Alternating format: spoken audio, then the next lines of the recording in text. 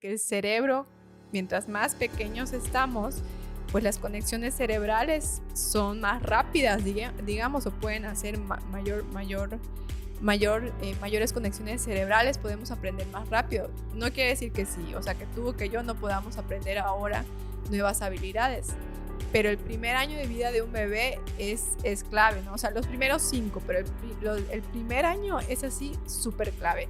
Por eso es que ahorita ya hay evaluaciones en las que desde muy chiquititos podemos empezar a ver como esos foquitos rojos, ¿no?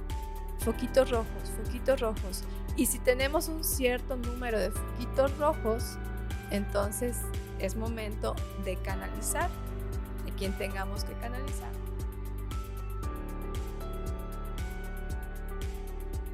Nuestra invitada del día de hoy es la licenciada Ana Laura Baeza. Ana Laura es licenciada en rehabilitación, estudias en la Facultad de Medicina de la UADY. Tienes una certificación en el método Catoná, también tienes un diplomado en estimulación temprana y una formación en estimulación temprana. Pues muchas gracias por haber aceptado la invitación. Gracias. Y pues la idea de tener la plática el día de hoy es para conocer un poco más de la importancia de la estimulación temprana, porque es algo que creo que es importante que debemos saber, más cuando somos padres. Y a mí me tocó conocer el concepto y el significado y por qué es importante cuando nació mi hijo. O sea, tú conoces a Liam. Liam es amigo y paciente tuyo. ¿Y qué te parece si empezamos por algo personal, como qué te inspiró a estudiar rehabilitación? Realmente la inspiración de estudiar rehabilitación surge cuando yo estaba en la prepa y pues ya sabes, ¿no? Como cada diciembre pasaban un programa en la televisión para recaudar fondos eh, para hacer centros de rehabilitación en México. Y pues en ese programa o en esas transmisiones pasaban cápsulas de casos de éxito de niños, de niñas que habían tenido un proceso de rehabilitación, ¿no? Y durante este proceso, pues estaban involucrados terapeutas físicos, terapeutas ocupacionales, de lenguaje, médicos en rehabilitación, etcétera. Entonces, una inspiración para mí fue ver cómo este trabajo en equipo puede cambiar pues la vida de un niño, de una niña, la vida de una familia, ¿no? Porque el hecho de tener a un niño con una condición de discapacidad, pues realmente no únicamente afecta al niño en sí, sino a su entorno más próximo. En realidad, creo que la mayoría de las veces cuando se trabaja con un miembro de la familia, en especialmente un hijo, sí es la familia la que empieza a encontrar confort porque pues a veces el niño está creciendo, se está desarrollando y pues él no sabe que es diferente, pero Ujú, la familia sí sabe que es diferente y hay que hacer ciertas cosas, ir a terapia, moverse, la manera de trabajar cambia, el rol familiar también ujú, cambia. sí. Y fíjate que cuando nosotros elegimos las carreras, al menos en mi caso, no fue tan inspirador como el tuyo, pero a mí me llamó mucho la atención cuando conocí el por qué, cómo tú elegiste, porque eso me puede indicar a mí que lo empezaste a hacer no por atracción, sino por amor, porque empezaste a ver el concepto de cambiar la rutina familiar de una persona que tiene un hijo especial, que tiene un hijo con capacidades diferentes. ¿Y cuál es para ti la definición que mejor explica el concepto de rehabilitación física? Bueno, en sí, la rehabilitación física o un proceso de rehabilitación eh, tendría que ser buscar la máxima independencia de la persona, ¿no? O que la persona pueda sentirse feliz, pueda sentirse cómoda, de acuerdo a sus objetivos, de acuerdo a lo que le gusta hacer, porque muchas veces, no sé, voy a poner un ejemplo, eh, pensamos, una persona después de un evento vascular cerebral, ¿no? Después de una embolia, muchos pensarán, pues es que esa persona yo quiero que vuelva a caminar, yo quiero que, no sé, vuelva a ir al parque, pero ¿qué tal si en ese momento no es su felicidad? Ok. ¿no? Entonces, un proceso de rehabilitación física em, tendría que ser el éxito de la independencia de la persona, de lo que a ella le haga feliz, Ok. ¿no? No de la que nosotros pensemos que realmente le haga falta. O sea, hay personas que son felices sin caminar, aunque pudieran tener la oportunidad de, ¿no? Después pues de algún evento o alguna condición de discapacidad. Fíjate que ahorita que estás platicando, ese concepto de definir la rehabilitación me gusta más hasta que el de psicología porque sí tiene un punto donde se unen la definición que acabas de dar y ciertas definiciones que hay en el área de psicología. Pero ese aspecto de tener que él se siente independiente Ujú, se me hace más real que hablar de hacer feliz a una persona o de que se sienta bien, porque normalmente cuando hablamos en la sociedad decimos, es que yo quiero que mi familiar sea feliz otra vez y quiero que vuelva a ser lo que hacía antes de un accidente, ¿no? Y muchas veces no comprendemos que después de un accidente, cuando, nuestro familiar o nuestro conocido empieza a avanzar, empieza a experimentar ese placer y ese beneficio y felicidad que da el ser independiente otra ujú. vez, o sea, recuperar su propio movimiento, recuperar su propia manera de hacer las cosas es felicidad y a veces el concepto que tenemos nosotros, Es otro. sí, dista mucho de lo que él quiere, ¿no? Exactamente. Y preguntaba el concepto que mejor explica precisamente por esto, porque muchas veces nosotros tenemos que llegar a rehabilitación por un caso extremo, un accidente, Ujú. y en la rehabilitación, la persona que sufrió el accidente tiene su propia manera de vivir una frustración. Sí, es un duelo, porque es una pérdida de algo que tenías, ¿sí?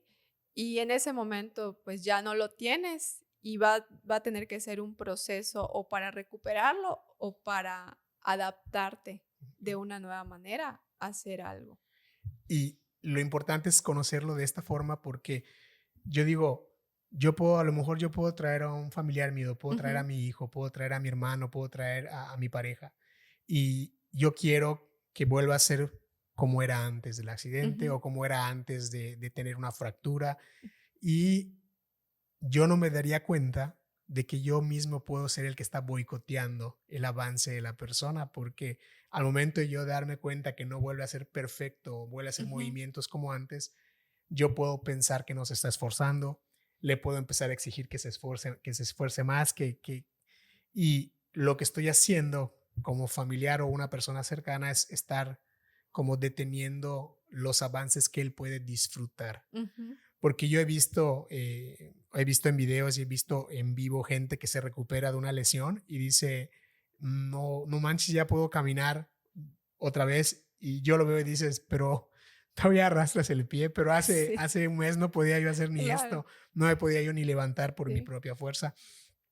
Y el entender que la rehabilitación lo que busca es que la persona vuelva a tener independencia es algo que se me hace más concreto y real, porque yo, ahora que tengo esta definición, si yo llego porque un familiar mío, mi pareja se accidentó o tuvo un imprevisto o algo así, yo ya empiezo a entender que los avances que esta persona tenga los tengo que respetar. O sea, son un tiempo, no puedo definir yo un avance de otra persona en ningún momento. Sí, y de hecho, por ejemplo, a nosotros nos pasa, ¿no? De que cuando hacemos la entrevista con los pacientes, una de, pues, de las preguntas que hacemos es, ¿qué te gustaría volver a hacer o cuáles son tus prioridades? ¿Cuáles quieres que sean nuestras metas? Porque, bueno, el tratamiento de una persona, pues, también se vuelve nuestro, ¿no? Este, y no sé, vamos a tomar este mismo ejemplo de un evento vascular cerebral, ¿no? De que generalmente, pues, se mueve de una forma diferente la mitad de un hemicuerpo, ¿no? Entonces, no sé, había un paciente, ahorita se me viene a la mente, había un paciente que decía, o sea, si yo no voy a volver a caminar, si yo no voy a volver a pinchar, no sé, un pedazo de jamón, no me importa. A mí lo que me interesa ahorita es que yo pueda ir al baño y yo pueda ser independiente en el baño. y había un conflicto porque la esposa decía, no, pero es que también tienes que aprender a volver a comer otra vez. Pero él decía, no, o sea, mi prioridad es esta.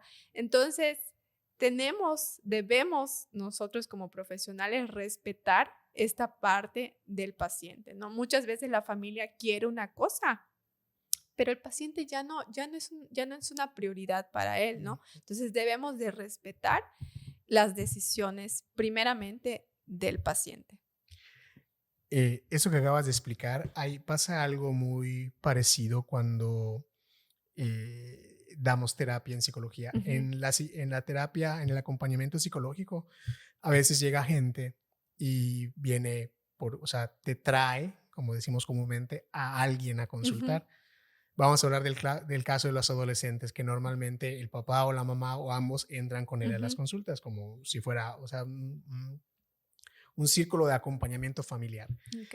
Y de repente quieren que el hijo deje un hábito que a ellos no les gusta, ¿no? Ajá, Cualquier hábito, desarreglar el cuarto arreglado o fumar marihuana o cualquier cosa, ¿no? ajá, Y tú tienes que hacer 3 entrevistas y preguntarle a cada quien a qué quiere llegar con ese proceso de acompañamiento.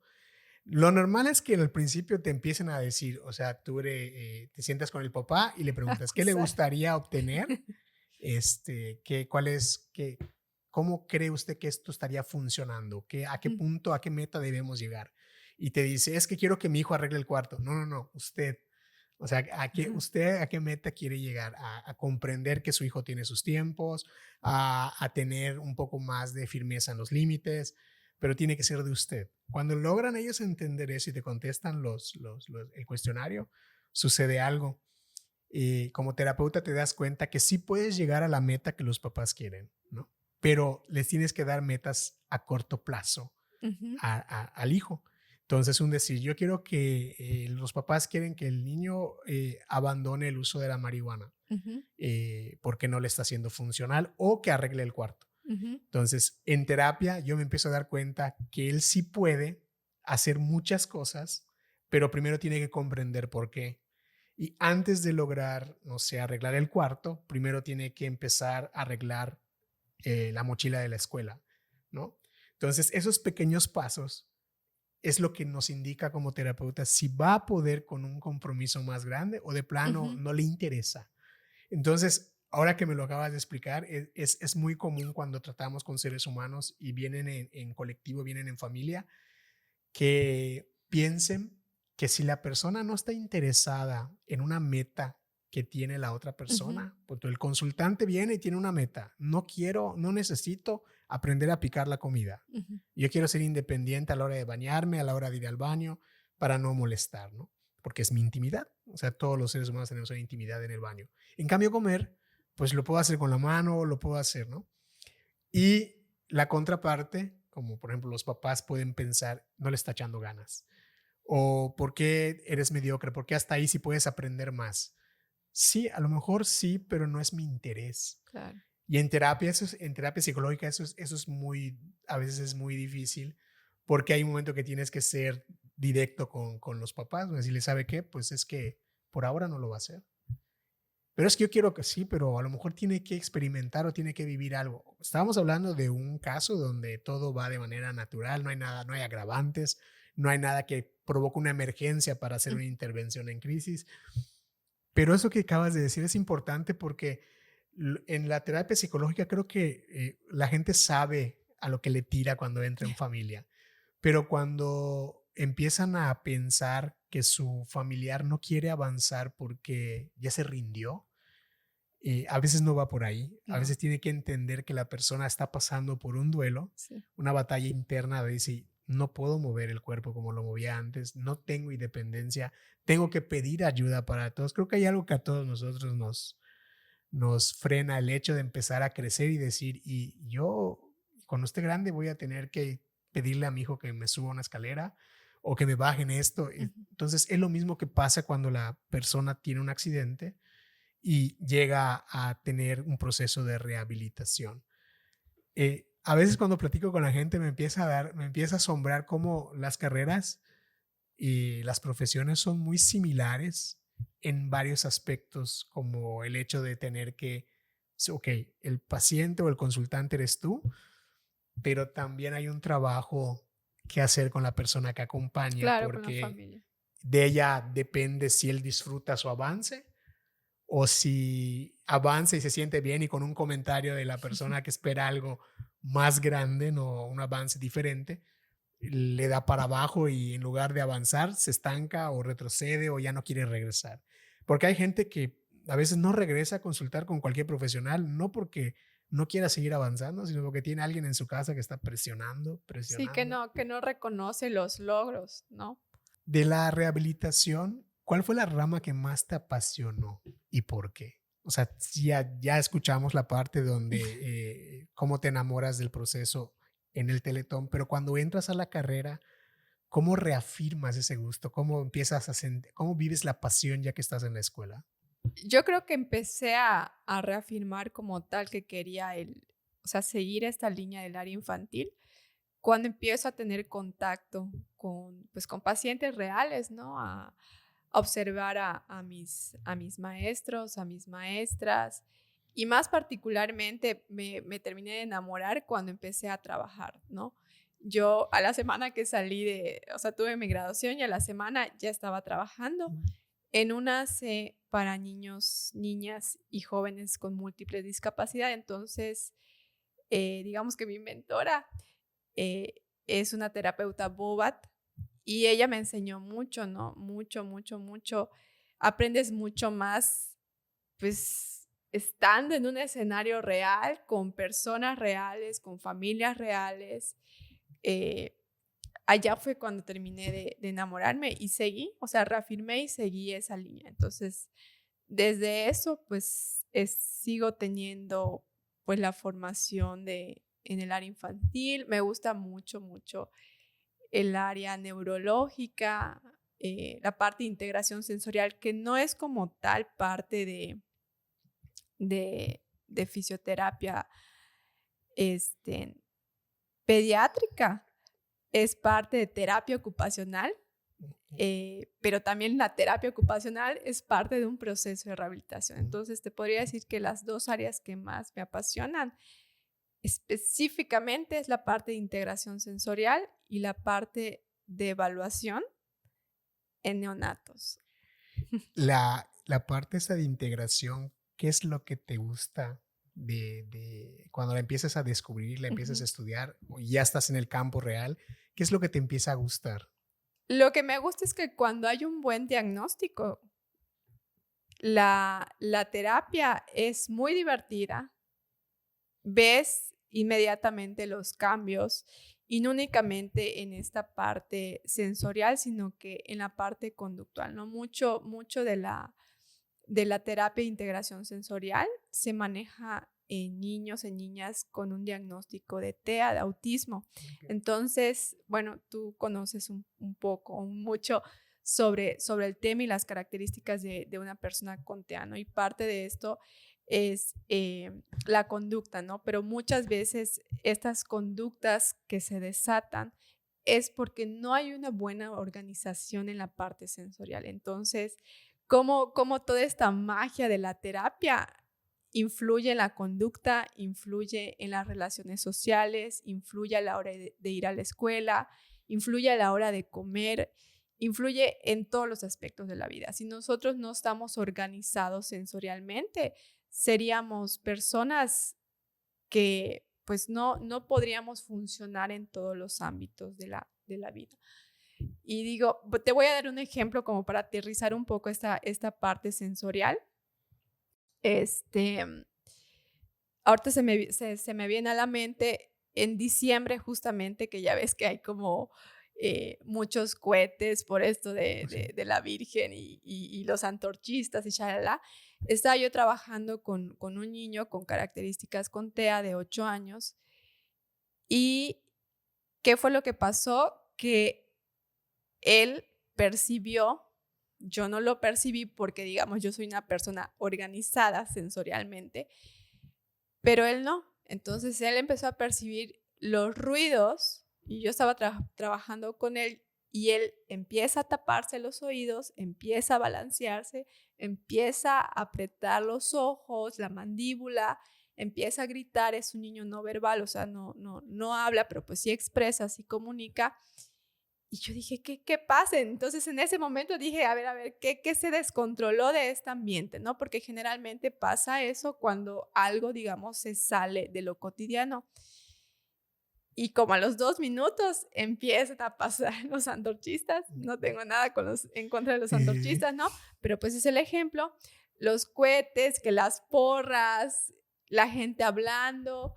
Entonces, ¿por qué? Porque él no procesa de la misma manera que las personas típicas los sonidos, ¿no? Entonces, la forma en el que él en ese momento se estaba tratando de regular era tapándose los oídos, era balanceándose, el apretar la mandíbula, cerrar los ojos, era así como que, ¡ay, ya! Es como que si tuvieras un megáfono acá. Ok. Entonces, toda esta parte de la organización, de la organización, de la integración sensorial, pues la trabajamos a través de terapia. ¿Cuál es tu autor favorito en temas de rehabilitación? Bueno, nosotros en las carreras, bueno, en la que estudié en psicología, hay diferentes teorías Ujú. para abordar muchas cosas y normalmente siempre como que nos casamos o empezamos a decir, Nos este fijamos. autor, esta teoría, eh, ¿cuál fue la tuya?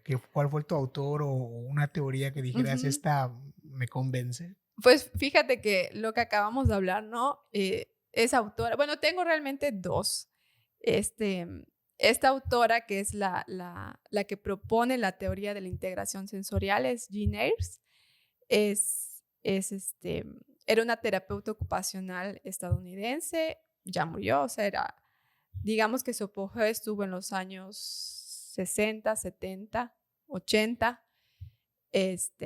Ella, ¿no? Sus libros. Y también tengo, pues, un mexicano que es un doctor, así, este, que se ha dedicado, pues, mucha o gran parte, si no es que toda parte de su trayectoria a esta área de la evaluación, del neurodesarrollo, es el doctor Gerardo Alvarado. Ujú. Es autor, coautor de diversas investigaciones, libros, artículos de neurodesarrollo, ¿no? Y justamente por él, o sea, siguiéndolo a él, es que yo tomo este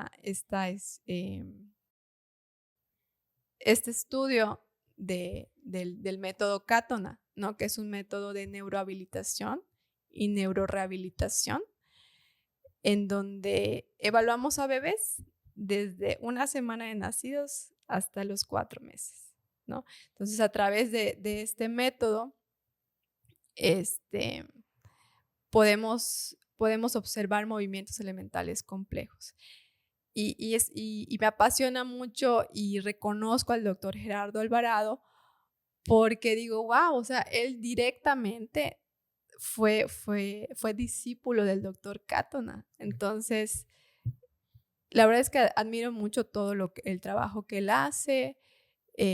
Estoy en contacto con él. El estudio de la certificación que hice del método Cátona, justamente él fue mi maestro, fue mi asesor. Este, y pues bueno, esos dos autores. Cuando normalmente empezamos a conocer profesiones, me acuerdo cuando yo entro a la carrera en el 95, había una pregunta que nos hacían cuando, o sea, teníamos que tratar de resolver en los primeros semestres, en los primeros meses, ¿no? Si la psicología era ciencia o no era ciencia, ¿no? No sé si hasta la fecha lo hacen, pero sentiría ridículo que lo sigan haciendo a esas alturas, que no sepas si lo que estás estudiando eso no es. Pero a qué voy, de que todas las carreras tienen un propósito Ujú, y normalmente conocemos el propósito, te dicen, o sea, tú como profesionista conoces el propósito de tu carrera, ¿no? ujú. Yo como profesionista conozco el propósito de la mía. Durante nuestra formación nos van dejando claro el propósito. Pero hay algo que muy pocas veces platicamos como profesionales. ¿Cuál es la importancia de la rehabilitación física en nuestra vida? O sea, socialmente, Ujú. en nuestra vida como seres humanos, ¿por qué es tan importante? Todo proceso de rehabilitación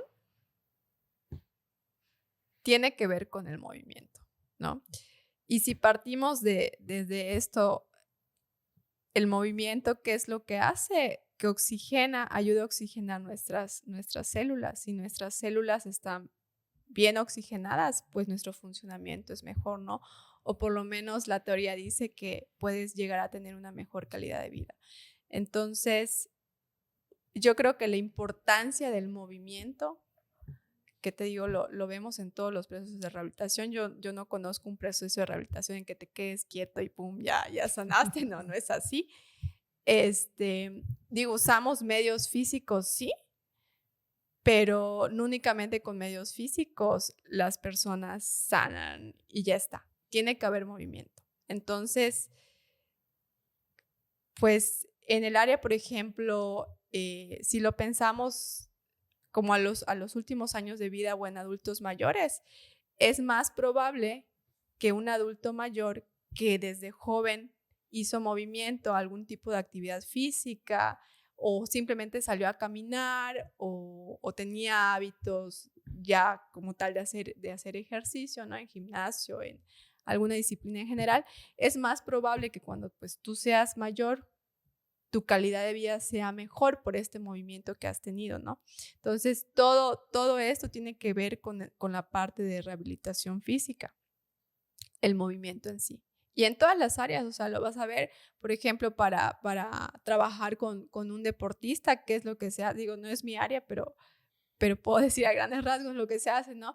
¿Qué es lo que se hace? Si tú quieres potenciar o si tú quieres, no sé, ser más ágil para cierto tipo de disciplina, pues te tienes que mover, ¿no?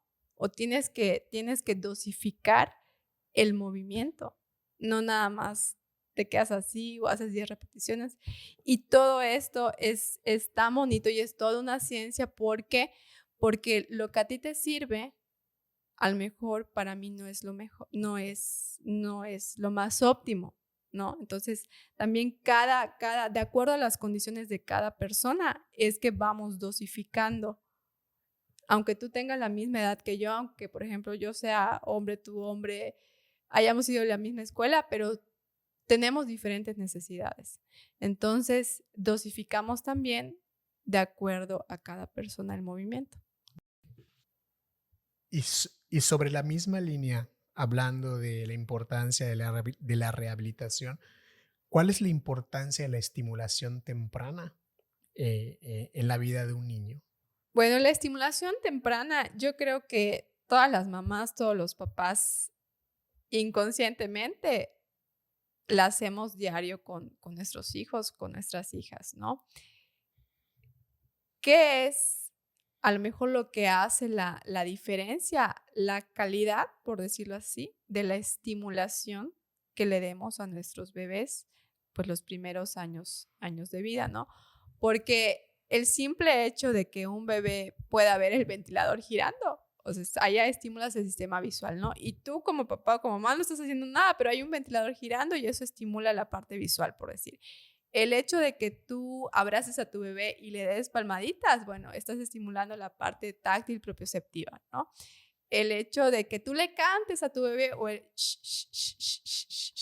es un estímulo auditivo. Entonces, aunque no querramos, yo creo que no existe el bebé que no tenga así para nada estimulación temprana. ¿Cuál es la diferencia o qué es lo que hacemos aquí en Novo Kinesio cuando traen a un bebé a un programa de estimulación temprana? Lo primero que, bueno, voy a hablar de aquí, ¿no? Lo primero que yo hago es una evaluación, ¿sí? En donde veo si el bebé realiza los hitos del desarrollo, las conductas del desarrollo que debe de tener, pues, para la edad cronológica eh, que está presentando, ¿no? O en caso de los prematuros, tenemos que corregir la edad porque no podemos, esa es otra cosa, por eso es la importancia de llevar a nuestros bebés a evaluación desde chiquitos. No podemos exigirle o esperar lo mismo a un bebé que nació de 38 semanas a un bebé prematuro que nació, no sé, de 30 semanas. No podemos evaluarlos igual, ¿ok? Entonces, de entrada tenemos que hacer evaluación y a través de esa evaluación vemos. Si el bebé está, digamos, de acuerdo a su edad en todos los sitios del desarrollo, pues simplemente hacemos estimulación temprana, ¿ok? Cuando detectamos que hay un bebé que tiene signos de alarma, que algo no anda bien, que está empezando a tener como algún desfase en algún área de su neurodesarrollo, allí es cuando hacemos intervención temprana, lo que coloquialmente conocemos como terapia o lleva a tu hijo a terapia, ¿no? Entonces, ¿cuál es la importancia? Primero, yo creo que la evaluación a tempranas edades y también la importancia de darles a los papás, a las mamás, la información del por qué si tú los llevas desde pequeños. Eso puede influir en cosas que van a hacer ellos más grandes. Por ejemplo, a los 9 meses aproximadamente, un bebé empieza a hacer una conducta que es el cruce, o debe empezar a hacer una conducta que es el cruce de las manos sobre la línea media, ¿ok? La línea media es esta, cruz, ¿va? Entonces, un juego para estimular esta parte del cruce de la línea media que nos va a servir, pues son las primeras bases para la lectoescritura, ¿sí? Hacemos este juego. No sé, ponemos 3 pelotitas acá, ponemos una cajita acá y sonamos la cajita aquí, aquí, aquí, aquí.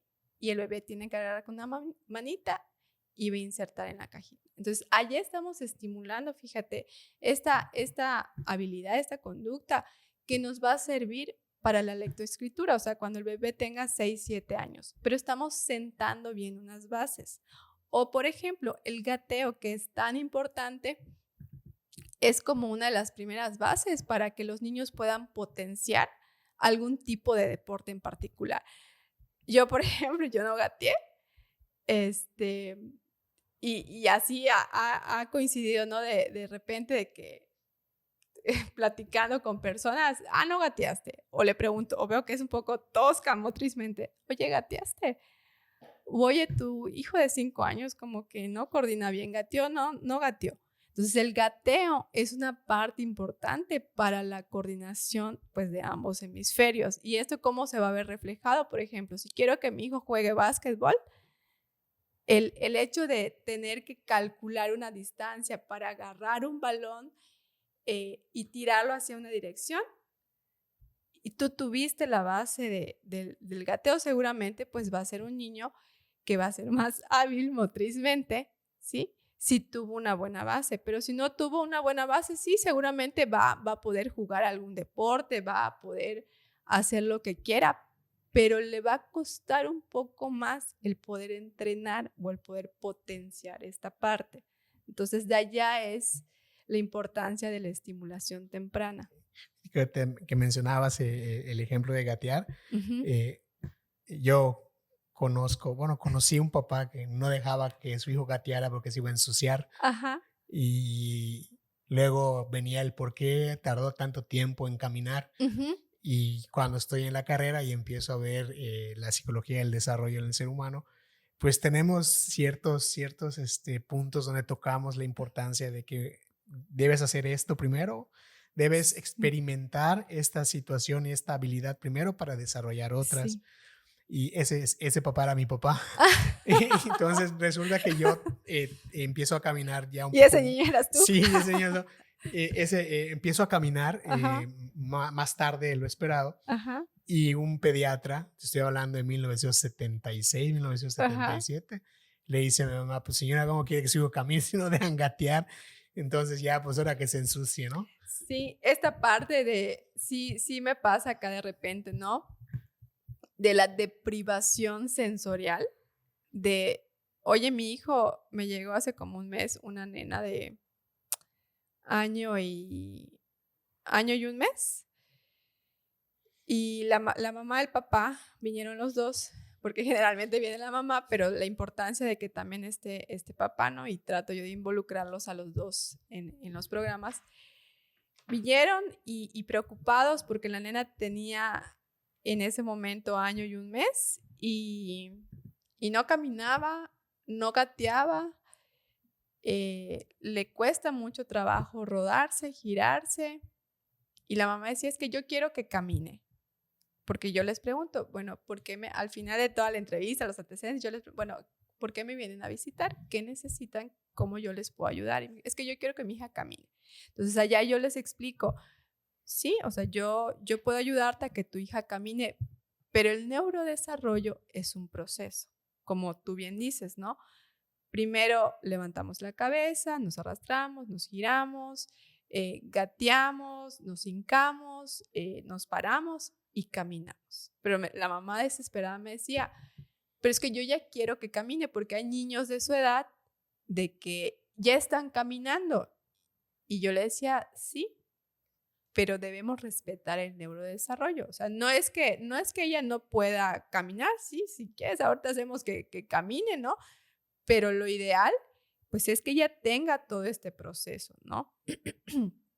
Y también la importancia de conocer cuáles son las edades en las que se debe dar cierta conducta, ¿no? Porque a veces es como la pregunta más típica, yo creo, de que ya tiene 1 año y no camina y lo traen desesperadamente. Digo, qué bueno que los traen a evaluación, o sea, felicito a los papás que se preocupan, se ocupan por esta parte de sus hijos. Es que ya tiene 1 año y no camina y mi mamá me dijo que yo caminé a los 11 meses, ¿no?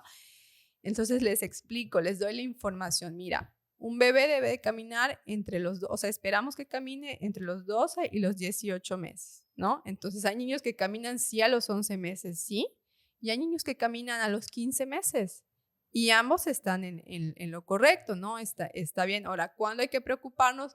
Cuando dentro de estas etapas, perdón, de estas edades, pues ya se nos sale. O sea, no es algo normal o típico que un niño, y esto pasa mucho en el área del lenguaje, que no es mi área, pero como parte de la evaluación, pues hay unos ítems que se califican, ¿no? De que mi hijo no dice ninguna palabra, tiene 24 meses, pero mi mamá o mi suegra me dijo que mi esposo habló a los 3 años. No, o sea, las conductas del desarrollo tienen un periodo en el que tienen que cumplirse. Si después de ese periodo no se cumplen, entonces pues tenemos que canalizar según sea el caso, ¿no?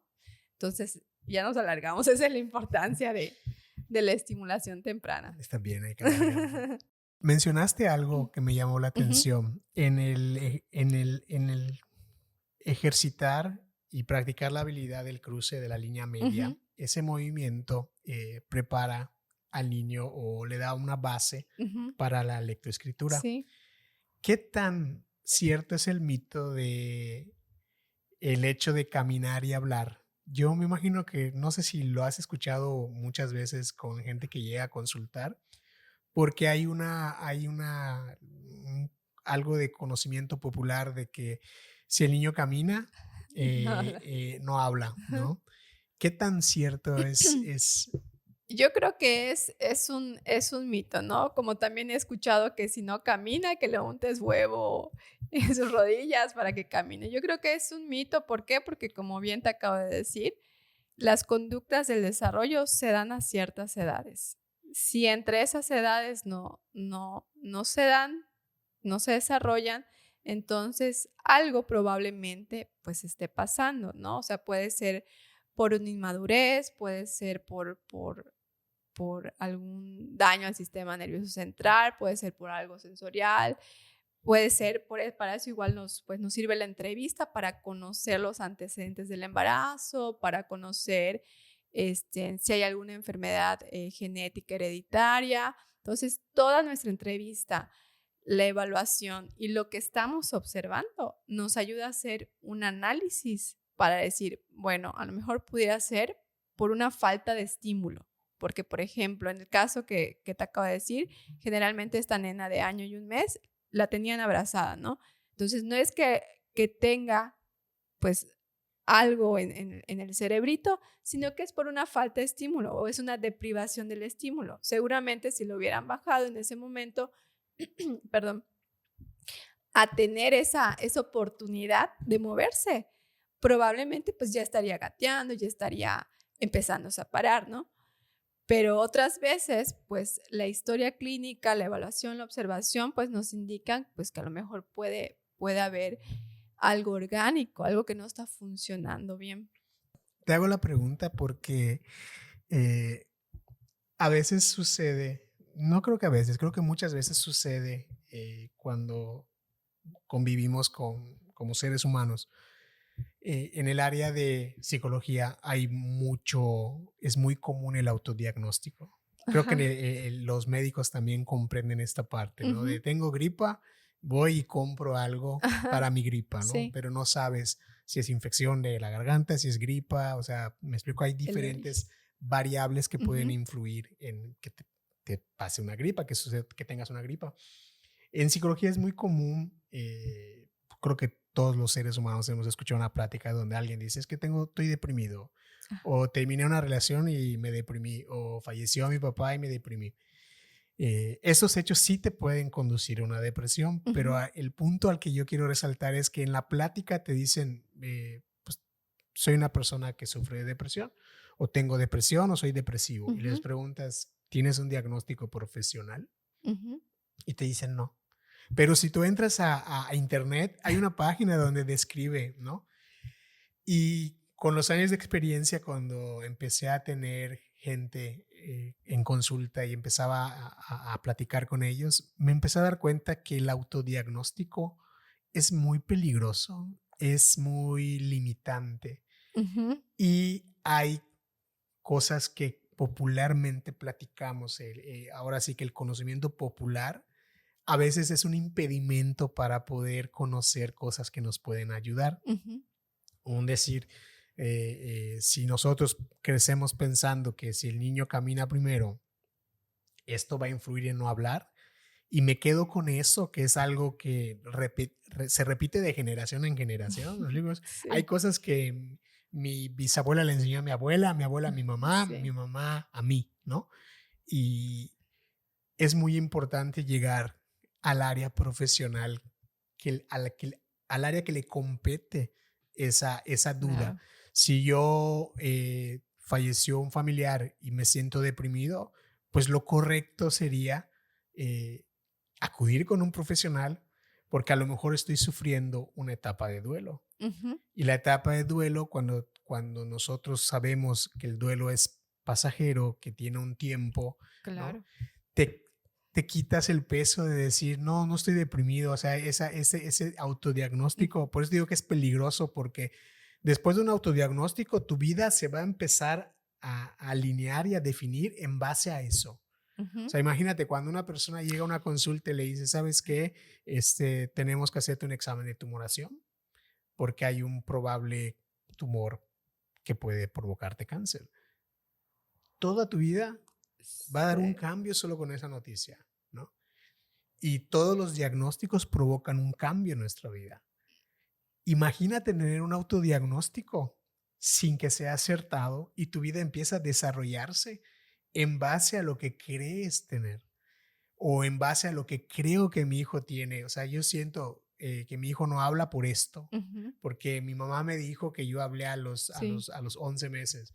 Sí, pues en nuestra época, yo que nací en 1976, había una tele en la casa. Ahora hay una tele en cada habitación Por de la cada casa, persona. o sea, y a veces hay baños que tienen. Entonces, ese mundo de estímulos también influye Claro. en el desarrollo del lenguaje, en el Sí. desarrollo del movimiento. Entonces, ¿cómo debe ser no hacerlo por sentido común, ni por frases, ni por leyendas urbanas de conocimiento popular? Yo me preocupa algo de mi hijo. Bueno, lo correcto es que si mi hijo eh, siempre tiene vómito o tiene diarrea, ¿qué hago? ¿Qué hacen los papás? A un Rayos. alergólogo, ¿no? A un pediatra, que es el Ujú. primero. Sí, Bueno, si yo veo que tiene ciertos rasgos, no habla o está perfectamente bien llegar y preguntar, ¿sabes qué? O sea, licenciada, tengo esto, ¿cómo? Pero no quedarse con el sentido común de decir, bueno, está mal que mi hijo no hable al año porque yo aprendí a hablar a los 4 meses. ¿no? Y hay una broma que le hacíamos a un amigo y le decíamos, obviamente tú aprendiste a caminar al año, o sea, estás feo, me explico, no había quien te abrace. Ujú. Pero esos autodiagnósticos, esas pequeñas líneas de autodiagnosticar o diagnosticar a nuestros hijos son para mí peligrosas, porque va a empezar la vida de nuestro hijo se va a empezar a desenvolver después de esta conclusión, ¿no? Que para mí nada más es una simple conclusión, no hay un diagnóstico profesional. Claro, al menos que tú seas el neurólogo o el evaluador o el terapeuta del lenguaje o el ortopedista o el X o Y, ¿no?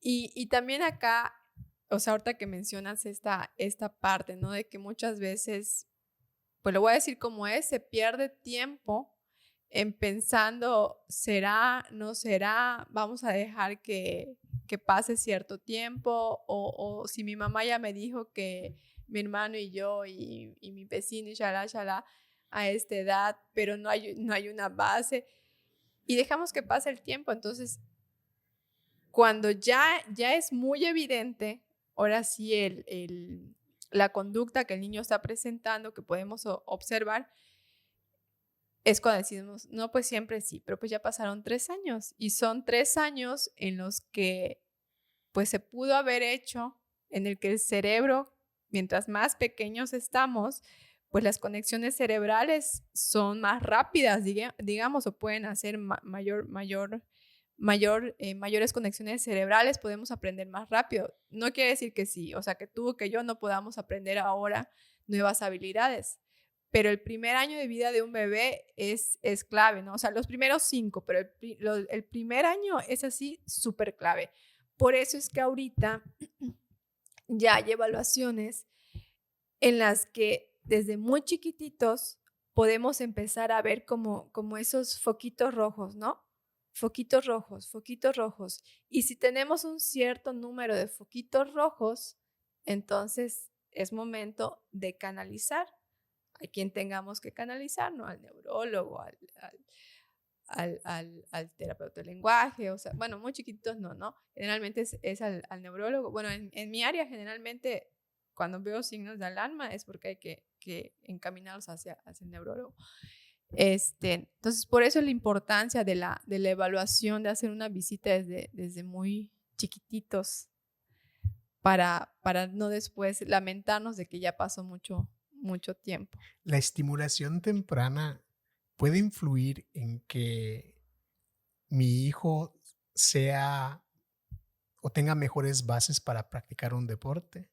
Sí, por supuesto, por supuesto. No quiere decir que a un niño que no se le llevó a un programa de estimulación temprana como tal no pueda tener la oportunidad, ¿no? Pero el hecho de que tú lleves a tu hijo, a tu hija a un programa de estimulación temprana, por supuesto que lo va a hacer competente para que pueda desarrollar, más que potenciar, un deporte en específico. Claro, también en los deportes pues hay como en edades, ¿no? Porque si tú, por ejemplo, pones a un niño de 3 años a querer jugar básquetbol como Michael Jordan, por supuesto que no lo va a hacer. ¿Por qué? Porque sus habilidades motoras pues todavía no están como para hacer ese tipo de cosas, ¿no? Pero sí desde chiquitos podemos empezar a potenciar ciertas habilidades. Hay videos muchas veces en las redes sociales donde un niño de 6, 5 años, ahorita que mencionas Ujú. el básquet, hay videos de niños que a los 5 o 6 años tienen un uso de ambos lados, mano izquierda, mano derecha, Ajá. juego de pies, y es asombroso ver cómo puede tener movilidad y agilidad de usar y mover el balón, como Ujú. decimos los que jugamos básquet. Y lo primero que pensamos, o sea, nuestro sentido común nos lleva a, ¿cómo entrenará?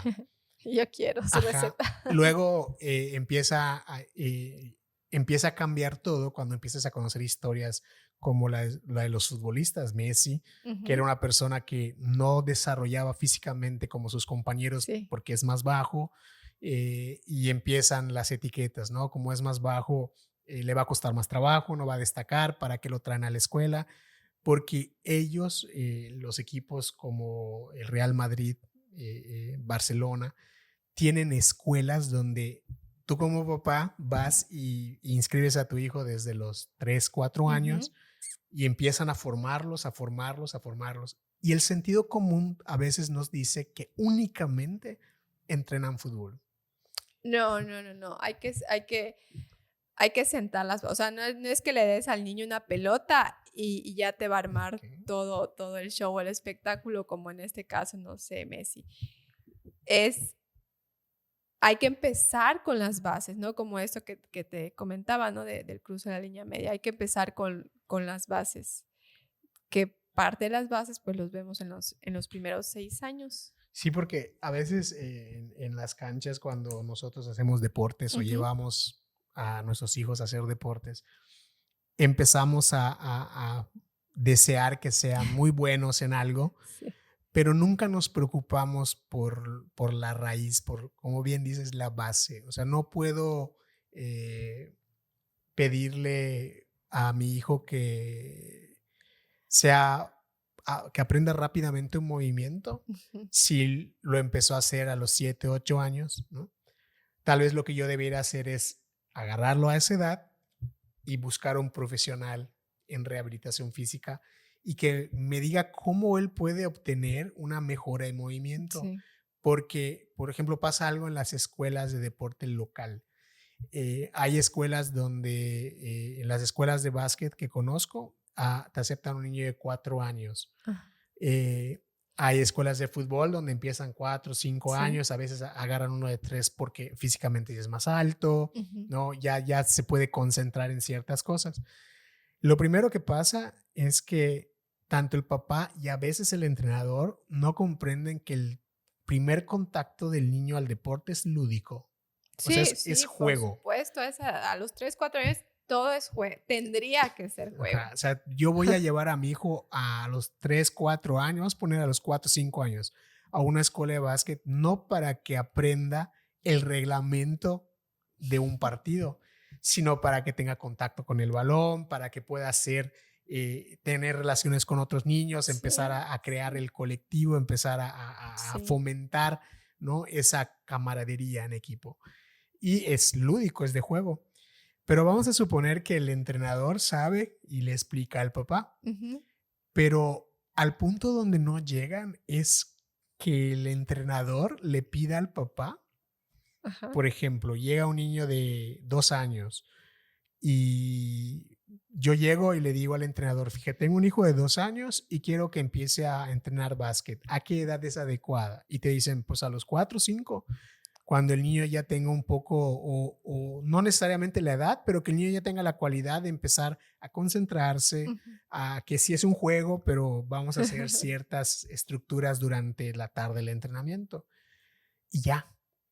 Pero yo a veces me pregunto, ¿por qué no hay una información más puntual en el hecho de decir, ok, tu hijo tiene 2 años, yo creo que lo adecuado es que lo traigas un poco más adelante, pero ¿por qué no lo llevas a estimulación temprana o que alguien te indique qué bases debe fortalecer antes de Antes, llegar al sí, deporte? sí. Entonces, siento que los deportistas locales en ciudades pequeñas, las escuelas que están empezando, se enfocan más en el deporte, no en la habilidad que debo tener antes de llegar al deporte. Sí, o como querer de que a cierta edad, muy chiquitos, ya hagan, pues, una gran carrera, o que sean genios en ese tipo de deporte, ¿no? Pero definitivamente tiene que haber una, pues, una base motriz bien fuerte, porque esto es como una casa, ¿no? O sea, si los cimientos no están bien en algún momento, aunque pares una casona, se van a empezar a cuartear las paredes, ¿no? Van a empezar a salir como no son defectos, como las áreas de oportunidad para trabajar en ese niño, ¿no? O sea, sí lo hizo o lo obligaste más bien a querer hacer algo a cierta edad, lo hizo seguramente 2, 3 meses, pero si ese niño no sigue perfeccionando, no sigue teniendo una técnica, cuando tenga 15 años probablemente pues ya no vaya a ser tan bueno como se obligó en ese momento a Ok. hacerlo. Hay un descubrimiento que lo hice a través de un entrenador cuando Ujú, tenía yo 16 años en la ciudad de Mérida. Yo llego a un lugar nuevo, una escuela nueva y es un sistema para entrenar diferente.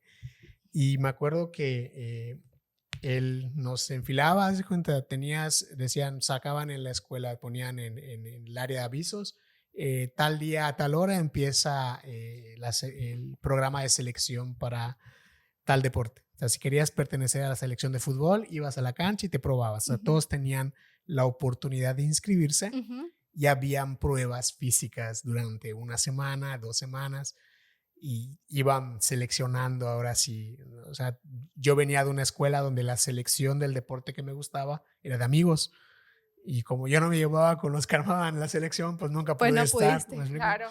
Entonces, ¿por qué te cuento esta parte? Porque cuando llego a esa escuela en la ciudad de Mérida con un entrenador, eh, nos dice, ¿cuánto mides?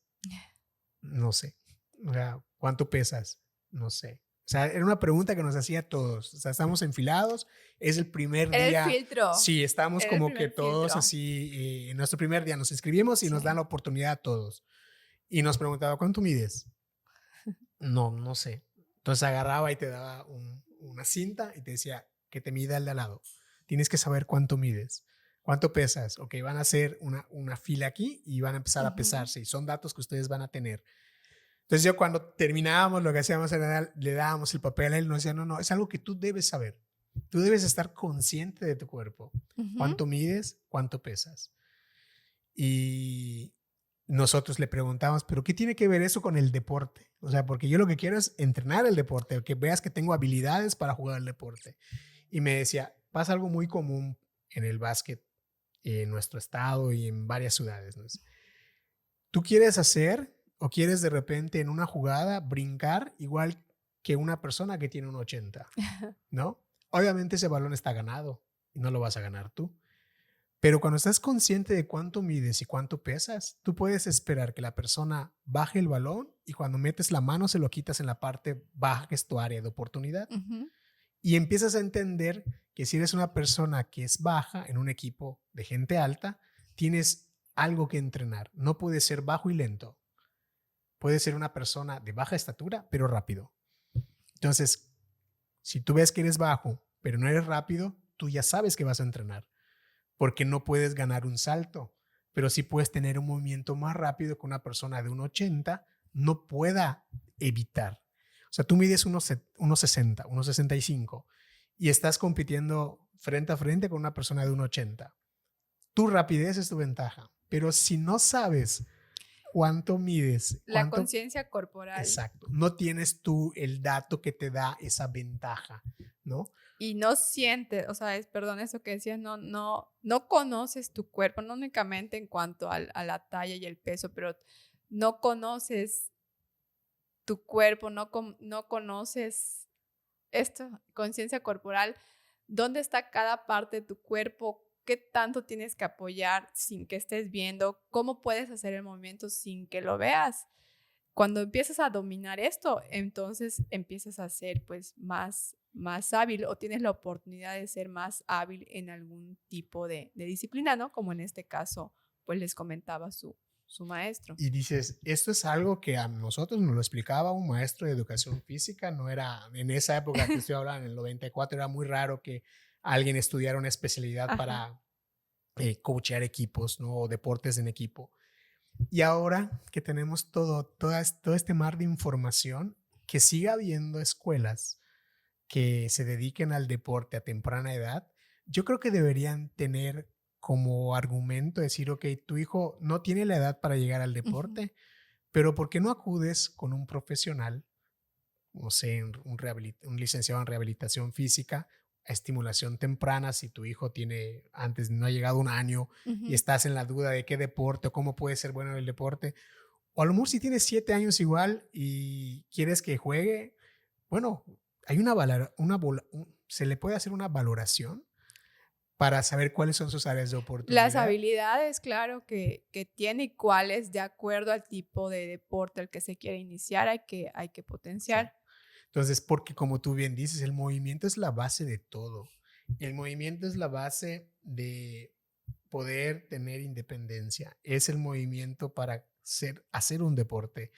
Incluso el movimiento es muy importante hasta en terapia conversacional psicológica, porque hacemos metáforas, no te puedes quedar ahí, tienes que moverte, tienes que soltar, Sí, deja de aferrarte. Entonces, todas las metáforas que existen para poder avanzar, sí. crecer y evolucionar, tienen que ver con el movimiento. Y hay una parte que a mí me gusta mucho, la estimulación temprana, ¿cómo influye en la inteligencia del niño? Con la estimulación temprana podemos potenciar ciertas habilidades, ¿no? O sea, la inteligencia es algo que sí se puede trabajar, pero también genéticamente por ahí ya traemos como una información, ¿no? Entonces, sí podemos trabajar sobre cómo potenciar ciertas habilidades. Y ahorita que decías el ejemplo de este Messi, ¿no? Que decías que muchos papás, mamás, bueno, generalmente los papás, en el caso del deporte es generalmente los papás, ¿no? O como en el fútbol es mucho el papá, este, que quieren que su hijo brille. Digo, todos los niños tienen la oportunidad de brillar y así, pero también lo que hay que tomar en cuenta es que digo, Messi es un genio, bueno, es tu área, si hablamos de las inteligencias, es un genio, o sea, con su cuerpo es un genio. Y, y, y también pasa a veces porque muchos papás exigen mucho a sus hijos, mucho en el sentido de que tienen cierta edad y quieren que hagan ciertas cosas, pero tienes que entender que si tu ídolo es Messi, Messi nació así, con esa inteligencia de poder moverse, con esa habilidad, y no todos los días conocemos a un niño genio, ¿no? Entonces también eso hay que tomar en cuenta. No es que estemos limitando a los niños a hacer ciertas cosas, pero también uno debe conocer eh, cuál es el desarrollo, cuáles son las habilidades que un niño puede llegar a lograr a cierta edad para también no crear frustraciones en el niño y por supuesto en ti como papá, ¿no? Esta pregunta es porque Ujú, bien dices que hay diferentes tipos de inteligencia. ujú, La mayoría de los jugadores, de las personas que son deportistas en deportes de equipo, de colectivo, destacan porque tienen una característica muy, muy marcada, la capacidad para resolver problemas en plazos de tiempo corto, ujú. muchas veces en segundos. O sea, a lo que voy es que la persona que destaca en un deporte muchas veces no es rápido físicamente, Ujú. sino que lo que tiene es la capacidad de leer leer el conflicto. Yo quiero tocar el balón para irme a la derecha, pero viene una persona más rápida que Sí, yo. En esa fracción de segundos, ya armó. sí, Sí. ya tengo que tener la capacidad de resolver problemas. El detalle está en que cuando empezamos a crecer, nuestros papás y muchas veces nosotros como papás, lo que empezamos a hacer es tratamos de evitarles dificultades a La nuestros hijos. frustración, Sí. sí. Entonces, yo pretendo que mi hijo que desarrolle una capacidad de resolver problemas en un periodo de tiempo muy corto, pero le pongo calcetines para que camine porque le puede dar gripa. O le impido que suba a una silla porque quiere alcanzar algo, ¿no? Ujú. Entonces, en la educación que nosotros estamos acostumbrados a recibir y a dar, como que vamos en contra de lo que queremos en el futuro para nuestros hijos, ¿no? Entonces, hay jugadores de básquet muy destacados donde se sabe, tú los ves físicamente, son bajos, más bajo del promedio Ujú. de lo que se juega profesionalmente. Sí. Su físico pues no son atléticos, son muy delgados o tienen pancitas y ves que la capacidad que tienen para pasar un balón de un lado del cuerpo al otro o de ver hacia dónde va el oponente para hacer un giro, Sí. ¿no? Entonces dices, ¿cómo pretendo yo que mi hijo, conforme vaya creciendo, desarrolle o por lo menos tenga la oportunidad de desarrollarlo? Si no quiero que se suba a una silla para que agarre una galleta, ¿no? Porque se va a Entonces, caer. como dices, sí, sí hay que dejar de romantizar mucho el hecho de decir, todos podemos ser grandes deportistas, sí, pero a lo mejor no como la persona que yo admiro en el deporte, ¿no? Yo me acuerdo que el deporte que por primera vez en mi vida practiqué fue el voleibol Ujú. y luego llegó el básquet. Y cuando yo paso de la secundaria a la prepa, intento entrar a la selección de básquet de mi prepa y no, porque hay 15 jugadores, 15 personas que juegan mejor que yo. Y un día en los sábados en mi prepa eran los días de taller, entonces tú ibas y practicabas el deporte. Ahí no era selección, dices, quiero entrar a básquet. Y Ajá. ni siquiera tuve cabida en el taller de básquetbol, ¿no? Donde me iban a enseñar a jugar. Y yo me quité todo molesto de la cancha de básquet y empecé a cruzar. Y cuando llegué a donde estaban entrenando voleibol, me dice el coach, dice, nos hace falta uno solo para entrenar, ¿quieres entrar? Sí. Y conforme fuimos jugando, me dijo, oye, pero si eres muy bueno para voleibol, ¿por qué no te quedas y pruebas en la selección de voleibol? Y le dije, porque a mí me gusta el básquet. Bueno, pues como quieras, pero aquí la puerta está abierta. Entonces, cuando no tengo ni la oportunidad de competir con los de básquetbol, lo que hago es, pues, quiero deporte, me voy a voleibol. Y ahí me quedo en la selección y me quedo como titular y me buscan una posición donde empiezo a desarrollar habilidades según mi estatura, según el Ujú. brinco y el salto que tengo. Y yo estaba aferrado a jugar básquet, pero tampoco había eso de que, ok, te gusta, pero entrena. O Ujú. sea, no vas a jugar todos los domingos o todos los días en una cancha y la habilidad llega. Tienes que entrenar la Sí. habilidad. Y todo el contexto, ¿no? Porque no es solo, como tú dices, quiero ser el mejor en tal cosa y solo voy los domingos y entro a jugar y luego por eso vienen las lesiones. Por eso es bueno, voy a hablar desde mi gremio. Por eso la importancia de tener dentro del equipo. Digo, estamos hablando de condiciones ideales. No todos los equipos lo saben o no todos los equipos tienen pues la solvencia económica para pagar a un preparador físico, a un fisioterapeuta especializado en entrenamiento deportivo. Entonces, ¿qué es lo que pasa? Que luego muchos lesionados, ¿no? Muchos lesionados, muchos lesionados. Entonces, lo ideal sería armar como todo este equipo, este contexto pues para que tú puedas llegar a ser como tu ídolo, ¿no? También Sí, tienes que tomar en cuenta que tu ídolo tiene 3 fisioterapeutas, sí, tiene sí, 2 sí. médicos, tiene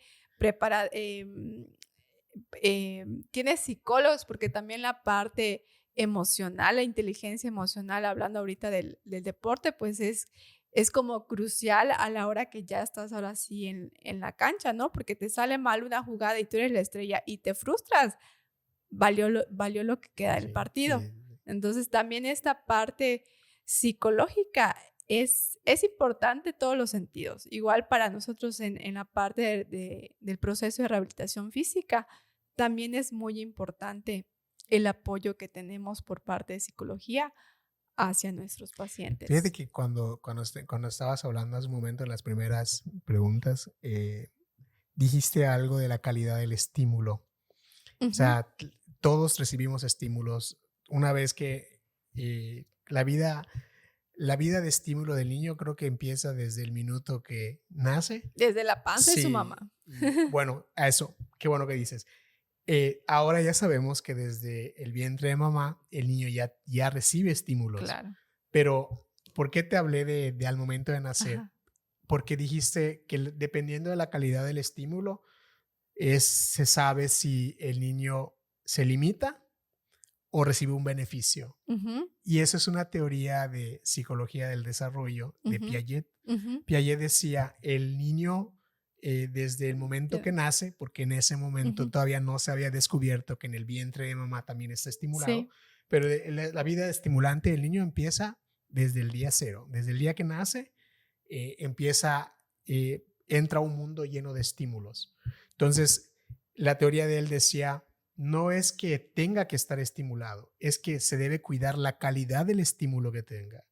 Entonces, si yo lo estimulo en casa y leo en una página de internet o en redes sociales qué juegos puedo tener con él, no es lo mismo que meterlo a, como bien dijiste, a un programa de estimulación temprana, porque regreso a lo mismo del autodiagnóstico y la automedicación. Si yo me diagnostico un trastorno psicológico porque lo leí en redes sociales, en una página de sí, internet, pues para empezar, pues está canijo, ¿no? Que yo quiera llegar a la medicación porque de necesito alguien, una receta, claro. ¿no? Las recetas en psiquiatría los medicamentos son bajo receta. Pero cuando la persona llega al profesional, se le diagnostica profesionalmente un cuadro depresivo y se le refiere a un psiquiatra o un cuadro de ansiedad, de repente sale y platica con otra persona que tiene el mismo diagnóstico y empiezan a comparar los medicamentos y dices, pero no tomamos lo mismo, Ay, porque en psiquiatría a los psicólogos nos enseñan desde la carrera que el psiquiatra es el que puede medicar, el ujú, único que puede medicar porque tiene una carrera en medicina y tiene una especialidad en psiquiatría. Y lo segundo, más importante, es que sabe armar una estructura de medicación. ujú. Entonces, por eso los medicamentos son diferentes entre una persona que tiene un trastorno de ansiedad y otra que tiene el mismo diagnóstico. La medicación es diferente. Y eso es lo que yo puedo llevar como analogía al momento de estimular a nuestros hijos. Yo puedo leer en un buscador en Google, puedo entrar a una página de internet, a una red social y puedo tomar 5 juegos y armo Sí, yo mi set de juegos para el niño. claro. Pero yo no estoy seguro ni conozco las necesidades de mi hijo, Ujú, porque lo que este niño necesita es entrar a un programa de estímulo para empezar a notar cuáles son los hitos de desarrollo y de ahí planear una estrategia para él. ¿Esta analogía es así? sí, o sea, te digo, por eso es la importancia de la evaluación, ¿no? O sea, primero, si después de la evaluación, aparentemente mi hijo es un niño, una niña neurotípico, ¿ok? Entonces solo hacemos estimulación, únicamente seguimos la línea del neurodesarrollo como debe ser, ¿no?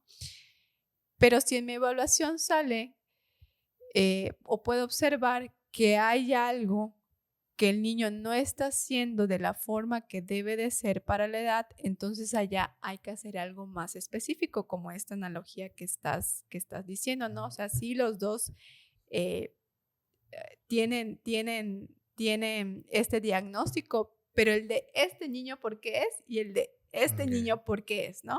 Entonces, el de este niño puede ser no camina, pero no camina ¿por qué? Por una falta de estímulo o porque al parecer pudiera haber algo en el sistema nervioso central que no está funcionando, ¿no? O sensorialmente o afectivamente, o sea, no sabemos. Tenemos que encontrar la causa del por qué en caso que nuestra evaluación saliera algo fuera del lugar, por decirlo así. ¿Cuál es el contrato social de Novoquinesio? El contrato social yo creo que es la atención personalizada que vaya con empatía, pero al mismo tiempo con el conocimiento profesional para lograr que tu proceso de rehabilitación llegue a la meta que tú quieres. O sea, yo voy a ser guía para tu proceso, no únicamente mecanizar, los de fractura, pum, pum, pum, pum, sino también tomar mucho en cuenta, tomamos cuáles son tus metas, a qué te dedicas, te accidentaste, esa fractura te impide hacer tu trabajo. Entonces yo tengo que ver la forma en cómo esto impacte de la menor manera posible en tu trabajo. Dentro de este proceso, involucrar a tu familia si tú así lo quieres. ¿Qué es lo que implica? el hecho de que tú tengas, ya sea momentáneamente, una condición de discapacidad, o sea, una discapacidad permanente. ¿Qué es lo que esto implica? Entonces, bajo esto, nosotros trabajar con empatía, con humanidad y, por supuesto, también con el conocimiento profesional para que tu meta muy específica, tu will, quieras alcanzarla al finalizar este proceso de rehabilitación. Y ya para cerrar, quisiera preguntarte, ¿qué aprendizaje te ha dejado trabajar en el área de estimulación temprana? ¿Qué aprendizaje te ha dejado trabajar con niños y niñas? Yo creo que es algo que sigo aprendiendo y también sigo trabajando conmigo para poder también transmitírselo pues a las familias, ¿no? Y que ahora que soy mamá, soy mucho más empática con las mamás, también con los papás, pero digo con las mamás, porque son las que, o sea, siendo realistas, son las que generalmente llegan muy preocupadas o son las que mayormente acuden a las citas, ¿no? Entonces, ¿qué es algo que trabajo conmigo y también trato de transmitir? El que, pues uno, esto es un compromiso, ¿no? Es un compromiso, pues, de ambas partes. Es paciencia. Eh, sí, yo entiendo, empatizo que muchas veces, pues como mamá estás desesperada porque a lo mejor notas algo en tu hijo que oye, mi vecinito tiene la misma edad y mi hijo no lo hace y se desespera, ¿no? Pero también me ha dejado el hecho de aprender para transmitir ese conocimiento, ¿no? Cuando tú le das al paciente, o en este caso a las mamás, a la familia, el conocimiento, le explicas, le desglosas las cosas de forma que no son catastróficas. Que sí, a lo mejor tu hijo tiene una condición, que sí, tu hijo no es igual a este niño, pero vamos a ver primero, pues lo que hace, o sea, lo que sí hace, el potencial. Y de allá es que he aprendido la paciencia, la constancia, el compromiso, pues el aprendizaje. eh, no sé, es algo que te digo ahora que soy mamá, bueno, desde hace casi 4 años que soy mamá, empatizo más en esta parte, ¿no? O a veces comprendo más cuando antes era un poco como más estricta, no quiero decir que ahora no lo soy, pero así de, y le hicieron su sesión esta semana, pues es que es 4 días no se lo hice porque tuve que ir aquí y yo era así, uy, ¿por qué no se lo hizo, no? Y ahora, ¿y cómo van con los ejercicios? Y yo, no, es que, por ejemplo, fui a la junta de mi hijo y entiendo esta parte, ¿no? De que también la familia, la mamá y el papá no únicamente van a estar para el niño con alguna condición pues de salud o alguna condición de discapacidad, sino que si tienes otros hijos o tú mismo, ¿no? O sea, tampoco puedes dejar de ser tú para convertirte en la terapeuta 24/7 de tu hijo, ¿no? También esta parte, te digo, trabajamos en conjunto con la parte de psicología y muchas veces el tener un hijo con una condición de discapacidad, bueno, no muchas veces, siempre es un duelo. No hay personas que lo resuelven pues a lo mejor más fácil o más rápido que otras y hay otras que de repente se atoran, entonces hay que ayudar también pues a esa familia, ¿no? A alentarla, sí es cierto, tampoco decir es una bendición porque las cosas como son, no es una bendición porque implica un esfuerzo más de parte de todos, ¿no? Es una condición que tenemos que trabajar en equipo, eso también me enseñaba el trabajo en equipo, el, el, el que yo no soy todóloga, cuando algo, yo digo, esto ya no es de mi área, también hay que saber canalizar, hay que tener esa, pues esa humildad de decir, hasta aquí llegué, ¿no? Y no por decir hasta aquí llegué es que eres menos o no, simplemente no te corresponde. Y si te interesa tu paciente, pues vas a ir canalizando Sí. para que tenga una mejor calidad de vida. Pues muchas gracias por haber aceptado la invitación. Gracias.